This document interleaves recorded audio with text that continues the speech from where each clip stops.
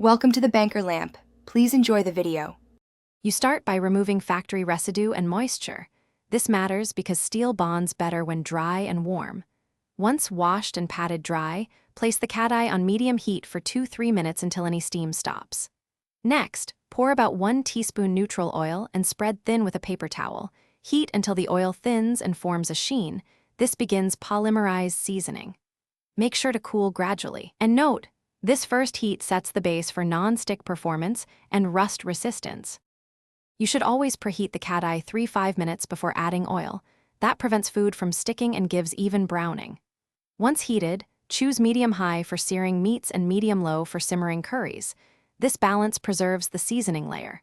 If you need to deglaze, do it quickly and not repeatedly with strong acids, because acid eats seasoning. Instead, finish with a touch of stock or wine. Finally, use wooden or silicone tools so you don't scrape away the protective layer you built. You finish cooking by letting the Kadai cool a bit, then wipe it with about 1 teaspoon of oil to seal the surface.